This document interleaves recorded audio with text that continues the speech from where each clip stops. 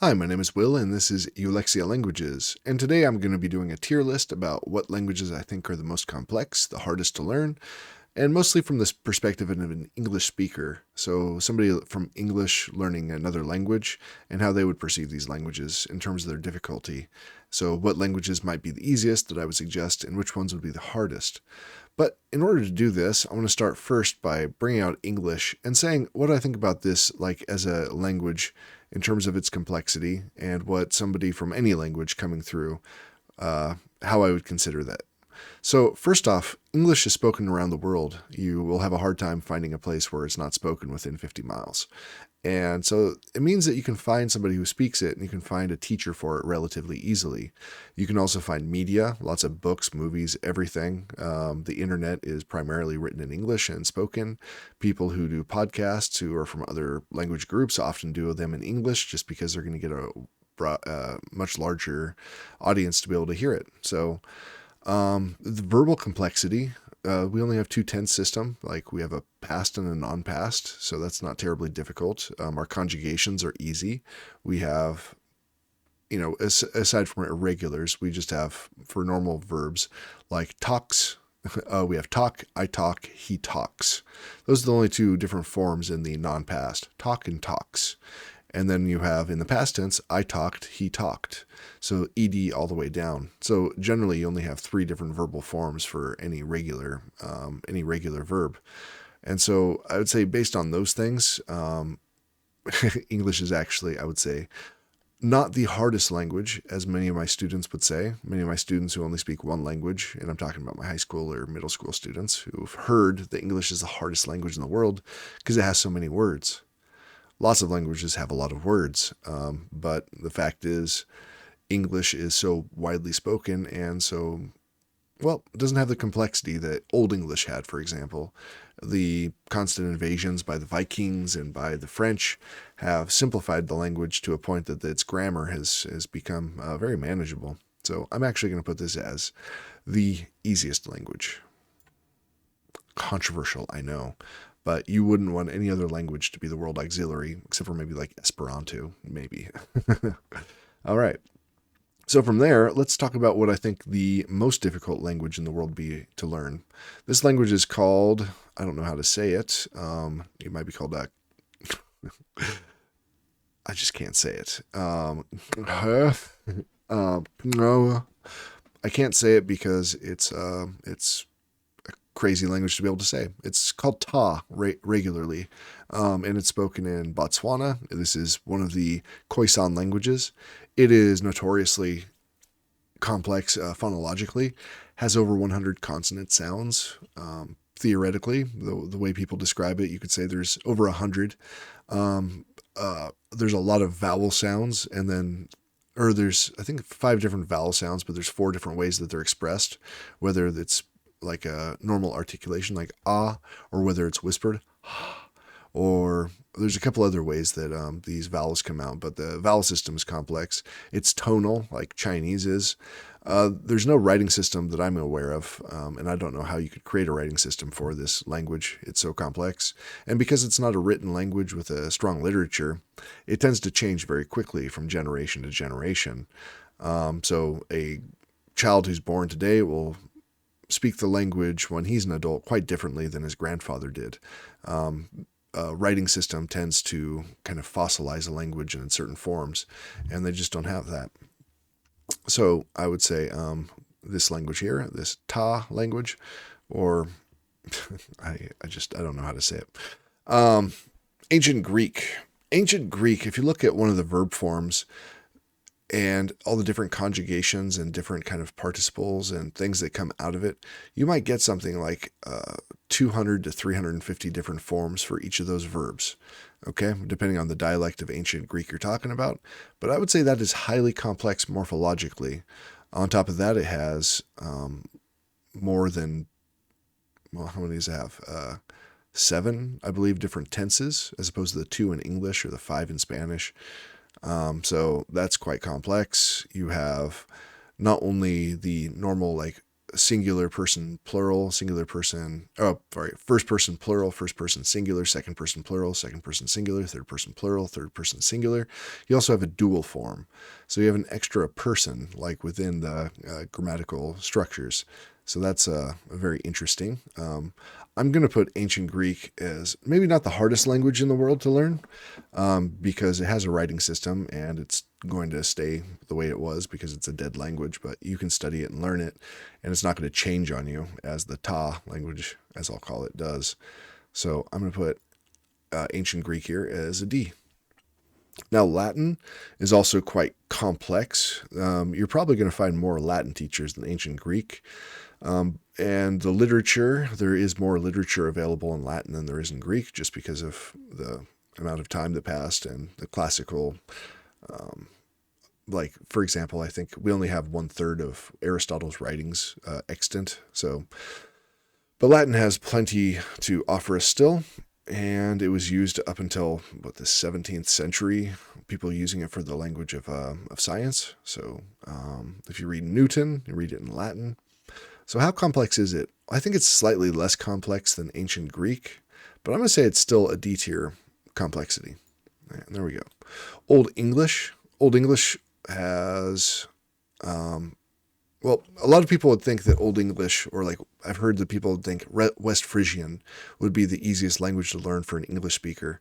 But I would say if that English speaker knew Old English, that would be the case, because West Frisian is the closest cousin, other than maybe Scots. But Old English itself was highly... a lot more grammatical forms that we've lost throughout the ages. So, for example, there were the 3 different genders, and every noun and adjective had to agree with the gender and the number. That's complex right there. The grammatical system is Germanic, so you only have the 2-tense system, but it was still, the conjugations for each of those was still intact. And so I'd even put Old English in the same kind of category as Greek and Latin, Ancient Greek and Latin. All right, so this one, let me be careful. This is Italian, and Italian's a Romance language, and so you have the five different tenses within the verbal structure. But it tends to be that Italian actually has simplified a little bit more than other languages in the Romance category. So although it is a complex, compared to, say, the English, which is almost no complexity, as far as a Romance language, it's probably the most accessible grammatically for them. The subjunctive forms have kind of died off, whereas they're still very strong in Spanish and even in French to a certain extent. So I'm going to put Italian as a level A. Okay, and if I'm going to put Italian as level A, let me find Spanish. I use the Mexican flag here because that's the Spanish I hear most often.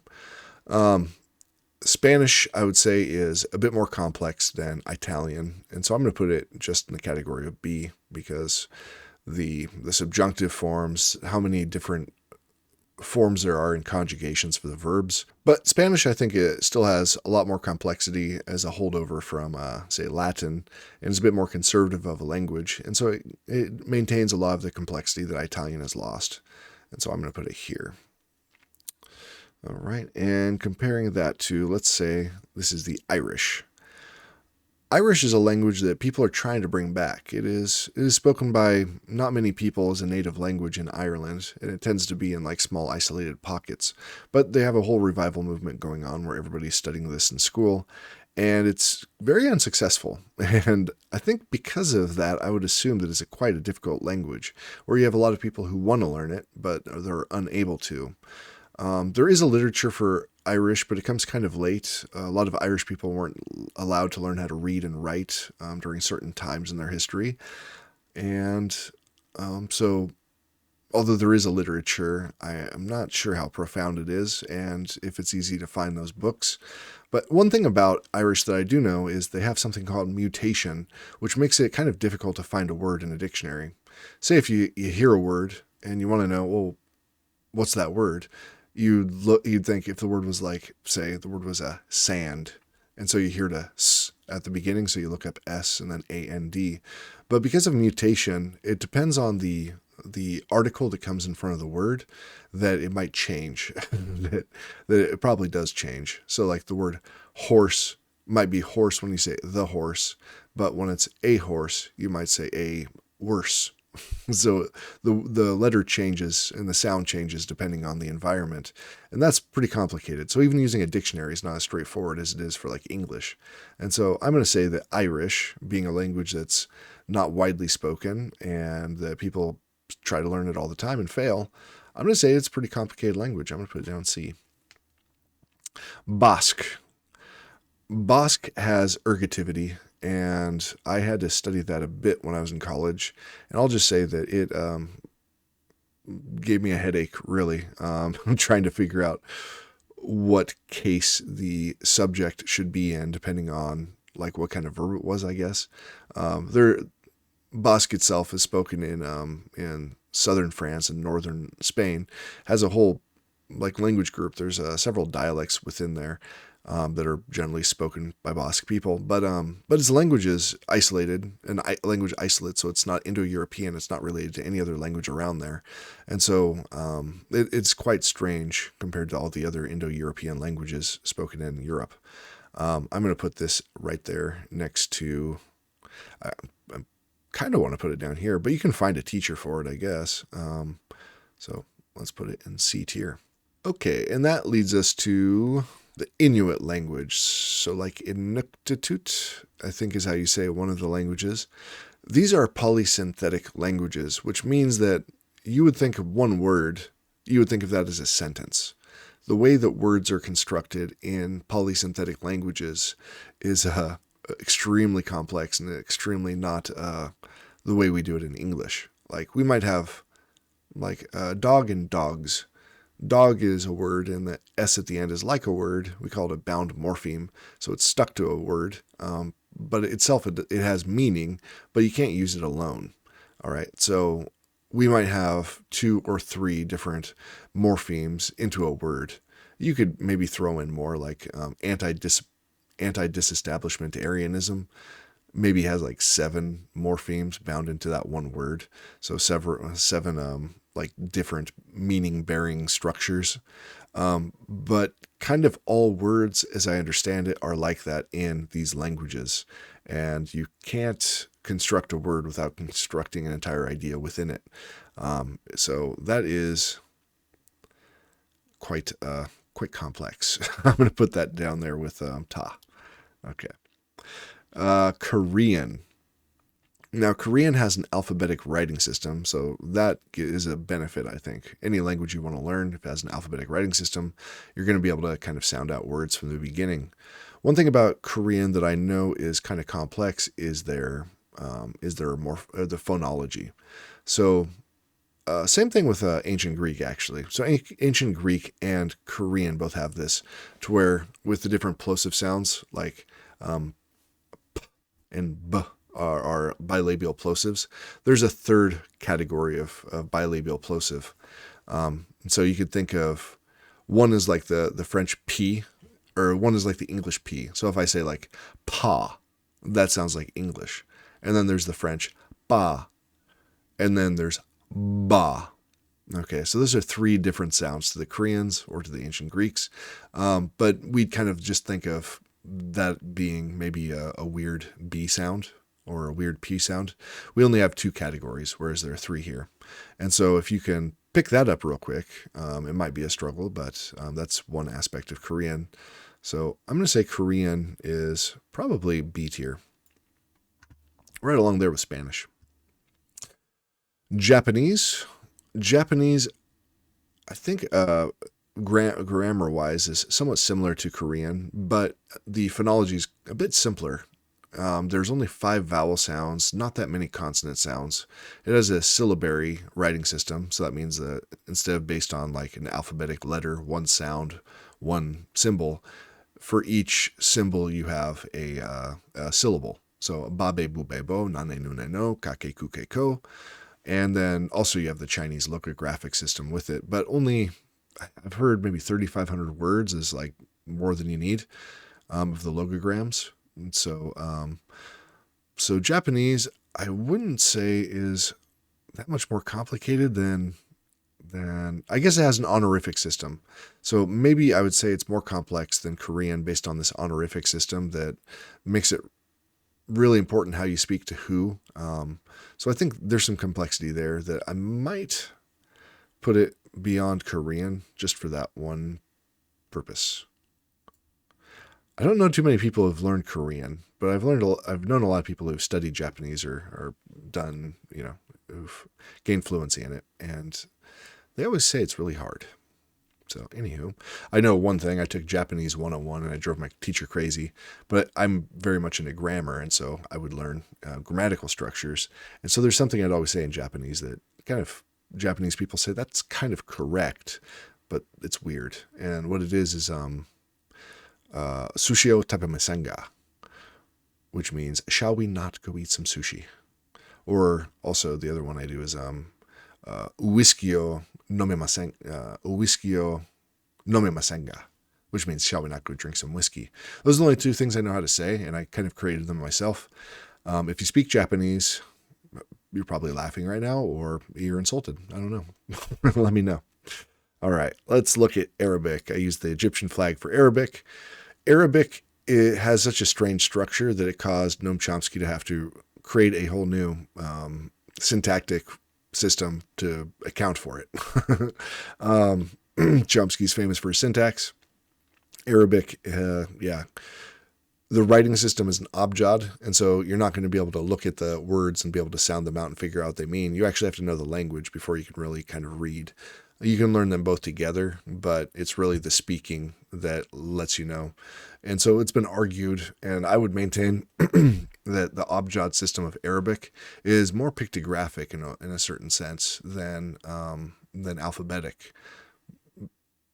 So I could demonstrate that someday, but I'm going to leave it at that. And if you want to argue about it, please put it in the comments, and I'll have an impetus to make the video about why Arabic is a pictographic writing system compared to an alphabetic one. All right, and so how complex is it? I am going to say, I think it's weirder than Japanese. I'm going to put it in D tier. Also, phonologically, being able to make those laryngeal sounds is kind of difficult. I do have a bit more experience in Arabic. I went through a DLI course for 4 weeks, so 8 hours a day, 5 days a week for 4 weeks. I spoke Arabic and learned like brute force memorized 1,200 different phrases. The first time I went to Paris, I actually spoke Arabic and not French, and I got myself into all sorts of fun trouble. So, Arabic. Alhamdulillah. Let's see, this next one is the Transvaal flag. So this is Afrikaans. I think Germanic languages, for me, are kind of difficult. I find German to be not as easy as a Romance language. And I don't know exactly why that is. I think it's maybe about the syntax. The conjugations are there, but not too complex.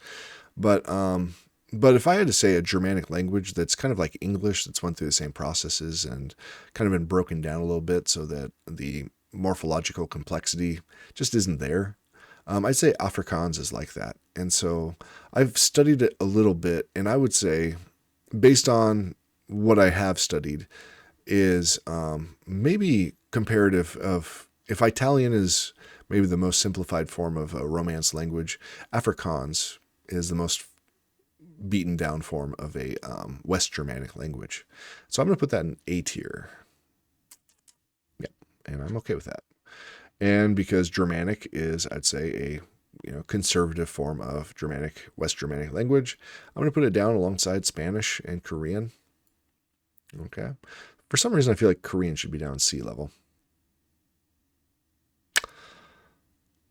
Yeah, I'm going to move it there. Okay. Just because as a native speaker, you're going to have a lot more access to words in Spanish and in German and Afrikaans and in Italian than you are with like Korean. There's a lot more cognates you can play with and things like that. So I think Korean's just foreign enough that it should be down there. Okay, I'm going to jump into Russian. Russian, I'd say, is more complex than German for sure.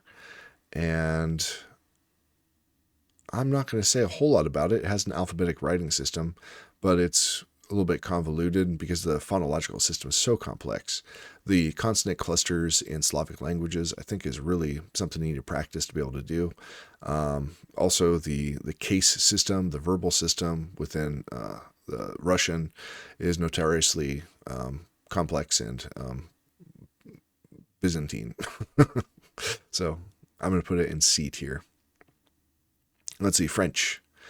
As an English speaker, I think that French may be a bit more complicated than Italian in some ways, but I think as an English speaker, if you wanted just to dip your toes, get a language down, if you have any kind of ear at all, or you can be trained to make certain sounds, or even if you can't, you can actually speak French with an English accent, with an American accent, and they find it charming, is what I've been told. So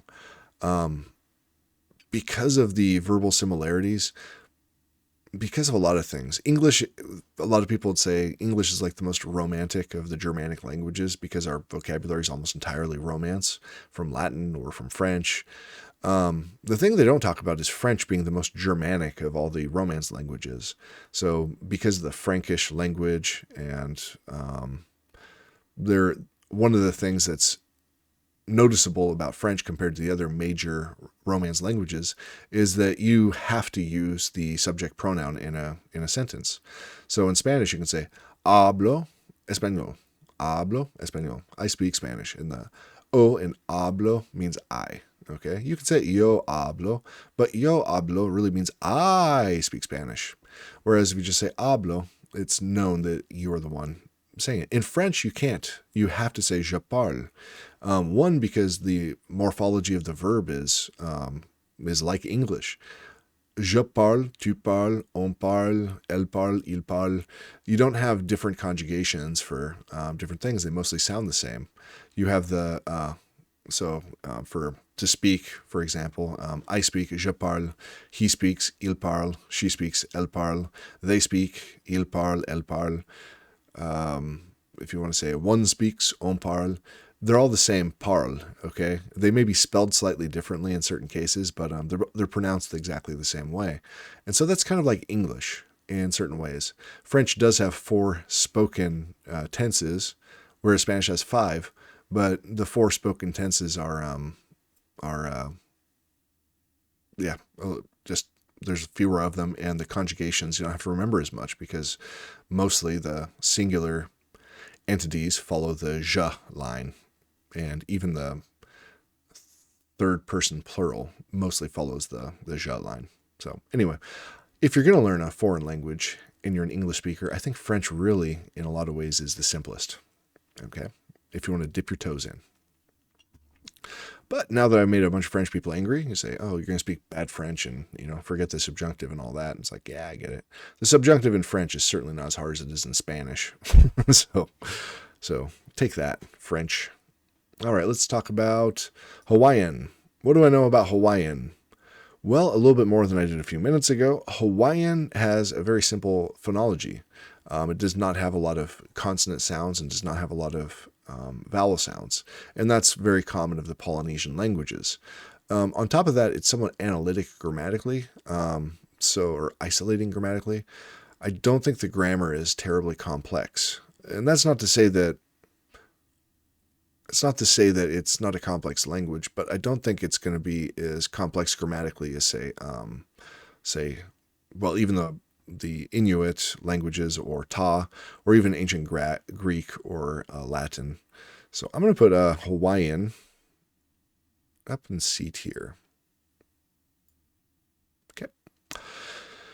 And then I have Chinese. That's the last one I'm going to do. And what do I think about Chinese? Well, there's 2 different judgments I can give. One, it has the probably hardest writing system, I'd say, to master. And that's going to take you a long time. It takes Chinese people a long time to master it. And they go to school forever to do it. But let's just say it didn't have a writing system. Let's just say you just want to learn how to speak it. Well, it turns out that it doesn't really have a grammar. It just has a syntax. So all the things that are hard about Spanish, they don't exist in Chinese. There is no tense. So there's no past tense, no future tense. There's no conditional. There's none of that. That doesn't exist. There's no gender. And if there's no gender, there's also no agreement between gender and noun and adjective. There's also no number. And so, like, one dog, two dogs, that doesn't really exist in Chinese. There's some complexity there for sure, but it's very manageable. And I would say, if you're talking about mastering a language, all these languages will be really hard to master, or a lifetime. In fact, I don't think if you're learning a second language, you'll ever achieve native level at any language that you learn as an adult, or even like at 7 years old. But in order to get to a high level of proficiency, very high level of proficiency, all of these like equally are very difficult to do. Okay, to get beyond like basic communicative abilities is going to take some time. But Chinese, as far as just a spoken language, I'm gonna make some people mad here. If you want to start speaking a language in 2 weeks and be able to have like really, really basic conversations, or just be able to play with it and have fun and talk to people who generally are going to be very charitable to you, like my experience is when I spoke bad Chinese to people, they'd be very happy because they're proud of their language and they're proud to see people speaking it. If I spoke bad French to a Frenchman, they would get angry. They would be hostile towards it, like you're butchering the most beautiful language in the world. And so if you missed a subjunctive or something like that, they'd get angry. But Chinese people are more charitable and very happy and accommodating, and very proud of their language and have a good time speaking it. So if you want to get to just speak a language real quick and not have to memorize a bunch of conjugations, I think you could actually learn to speak quite a bit of Chinese in a very short amount of time. It's the only language, I think, where you could really, in 2 weeks, be able to learn enough to be able to say things and construct, sentences.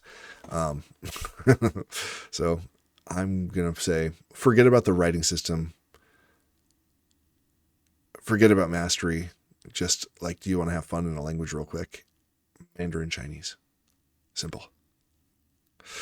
All right. But you can't learn to read or write it. That's if you're going to learn to get to a high degree, yeah, it's going to be up there. It's going to be D tier, just because of the writing system. But aside from that, I'm going to put an S tier. All right. That is certainly, I should have led with that one. That would make people crazy. So if you have any questions, comments, or concerns, please leave them in the comment section. I'd love to hear it. If you want to drop a like or subscribe, I'd love that as well. All right. Cheers. Have a great day.